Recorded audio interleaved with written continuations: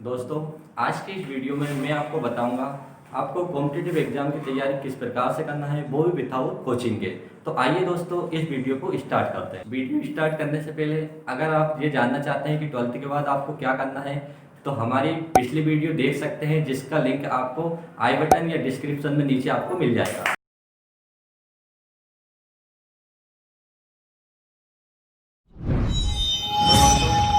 आपको competitive exam की तैयारी किस प्रकार से करनी है, अब इस वीडियो में आपको बताने वाला हूँ।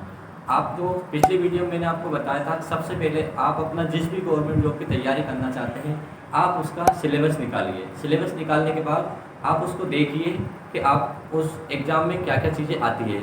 आप उसका एक एक नोट्स बना लीजिए कि हमें इस पेपर की तैयारी करनी है या ये वाली जॉब हमें लेनी है, तो उस जॉब के बारे में आप सिलेबस निकाल लीजिए। अब मैं आपको बताने वाला हूँ कि ये कॉम्पिटिटिव एग्जाम की तैयारी किस प्रकार से करनी है। सबसे पहले तो आपको 6 से लेके तो 10th तक संस्कृत को छोड़कर आपको सारे सब्जेक्ट को पूरा डिटेल से पढ़ना है। ये सब्जेक्ट आपको अपने छोटे छोटे बहन भाई के पास आसानी से मिल सकते हैं। जैसे सबसे पहले आप ले लीजिए सोशल साइंस को, क्योंकि सोशल साइंस एक ऐसा सब्जेक्ट है जिसमें आपको जीके का सारा नॉलेज मिलेगा। आप 6 से लेके तो 10th तक की पूरी सोशल को पूरा डीपली पढ़िए, और डीपली पढ़ने के साथ आप एक टॉपिक लीजिए, टॉपिक को पूरा गहराई से पढ़िए।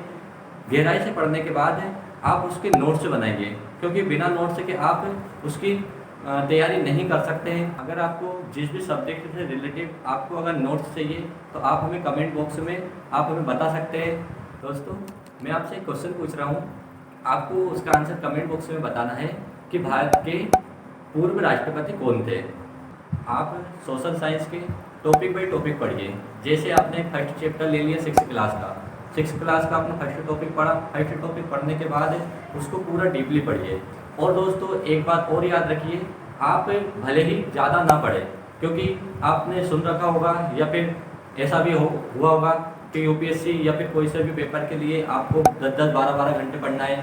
तो इस प्रकार से आपको क्या करते हैं कि 10-10, 12-12 घंटे बुक लेके तो बैठे रहते हैं, परंतु क्या होता है कि 10-10, 12-12 घंटे आप उस चीज़ को पूरी से कर नहीं पाते हैं। तो मेरा आपसे कहना ये है कि आप भले ही कम पढ़िए, पर कम पढ़ने के साथ साथ आप अच्छा पढ़िए, क्योंकि भले टॉपिक कम हो, पर कम टॉपिक के साथ अगर अच्छा पढ़ेंगे तो आपको वो चीज़ें याद रहेगी। याद रहने के साथ वो चीज़ आपने जो भी पढ़ी है, उस चीज़ का आप नोट्स में अपने नोटबुक में उसको बना लीजिए।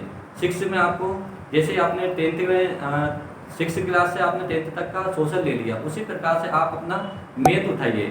मैथ उठाने के लिए मैं आपको बहुत बेस्ट आइडिया आपको दे सकता हूँ कि आप अपने छोटे छोटे बहन भाई या आस पड़ोस के छोटे छोटे बच्चे होते हैं, बच्चों को आप मैथ पढ़ाना शुरू कीजिए। उससे क्या होगा कि आपकी मैथ की प्रैक्टिस होगी, और आपकी प्रैक्टिस के साथ साथ आपकी तैयारी होगी, क्योंकि मैथ एक ऐसा सब्जेक्ट होता है जिसमें आपको भरपूर प्रैक्टिस चाहिए। और छोटे छोटे बच्चों को आप मैथ पढ़ाएंगे तो आपके दिमाग में टेक्निकल आएगी कि बच्चों को किस प्रकार से पढ़ाया जाता है। पढ़ाने के साथ साथ आपको और भी चीज़ें आपके अंदर से वो चीज़ें आएगी, बच्चों को हमें किस प्रकार से और अच्छा करवाना है, क्योंकि पढ़ाने से क्या होता है कि वो चीज़ें आपको हमेशा के लिए याद हो जाती है। आपने मैथ पढ़ लिया, मैथ पढ़ने के बाद आप क्या करेंगे, इंग्लिश लीजिए। इंग्लिश लेने के लिए आप 6 में ना जाकर आप 4th या फिर 3rd क्लास में आप जो होती है उसकी ग्रामर पढ़िए, क्योंकि आपको चैप्टर नहीं पढ़ना है, चैप्टर से आपको कुछ नहीं आना है, आपको ग्रामर वाला पार्ट कंप्लीट करना है। ग्रामर वाला पार्ट में आपको जो भी छोटे छोटे टॉपिक होते हैं, छोटे छोटे टॉपिक को कंप्लीट कीजिए। कंप्लीट करने के बाद अपने नोटबुक में लिखिए।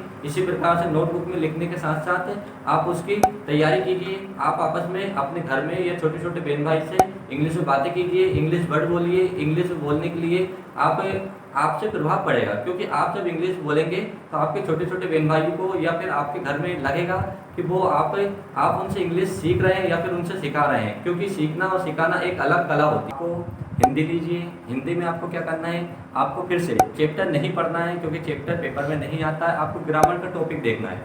ग्रामर का टॉपिक के साथ साथ आप उसमें नोट्स कॉपी में आपको बनाते चलना है। आप एक ग्रामर का टॉपिक उठाइए, उसको पूरा डीपली तक जाइए। पूरे टॉपिक को डीपली तक जाएंगे तो आपको उसमें जानने में और रुचि आएगी। उस टॉपिक को इस तरीके से करिए कि आपसे कोई पढ़ाने के लिए बोले या फिर आप उसको कोई एक्सप्लेन करने के लिए बोले, तो आप उस टॉपिक को एक्सप्लेन कर सकते हैं। क्योंकि मेरा मानना है कि दुनिया में कोई भी ऐसा काम नहीं होता है जो इम्पॉसिबल है। ये बात आपने सुन रखी है, क्योंकि ये सोचिए कि अगर पत्थर को तोड़कर इंसान मूर्ति बना सकता है, तो व्यक्ति कुछ भी कर सकता है। इसलिए आप अपने अंदर अपने जोशो जुनून को कभी ख़त्म मत होने दीजिए, क्योंकि जोशो जुनून को अगर आप ख़त्म होने दे देंगे तो क्या होगा कि आप अपनी गवर्नमेंट जॉब ले नहीं पाएंगे। और अगर आपने ठान रखी है मन में कि आपको गवर्नमेंट जॉब लेनी है तो आपको फिर पीछे कोई रोक नहीं सकता है। तो इसलिए अपने जोशो जुनून को कभी ठंडा मत होने दीजिए। हमने आपको बताया है कि 6 से 10th तक आप ऑल सब्जेक्ट कंप्लीट कीजिए। ऑल सब्जेक्ट को किस प्रकार से कंप्लीट करना है, उनके ग्रामर पार्ट को कंप्लीट कीजिए। ग्रामर पार्ट को कंप्लीट करने के साथ साथ अपने नोटबुक में अपने नोट्स बनाते चलिए। नोट्स बनाने के साथ साथ आप उसको रिवीजन करते चलिए, क्योंकि क्या होता है कि पढ़ते तो जा रहे हैं आप, पढ़ने के साथ साथ आप कितना पढ़ते जा रहे हैं, पीछे का आप ऐसा ना हो कि आप उसको भूल सकते हैं। दोस्तों बने रहिए हमारे साथ। अगर आपने अभी तक हमारे चैनल को सब्सक्राइब नहीं किया तो आप हमारे चैनल को सब्सक्राइब कर लीजिए, जिससे आपको मोटिवेशनल वीडियो और फ्यूचर से रिलेटिव आपको तरह तरह की वीडियो मिलती रहेगी। दोस्तों अगर आपको हमारी वीडियो अच्छी लगी है तो इसको लाइक कीजिए और अपने दोस्तों में ज़्यादा से ज़्यादा शेयर कीजिए, ताकि सब तक ये वीडियो पहुँच सके। धन्यवाद।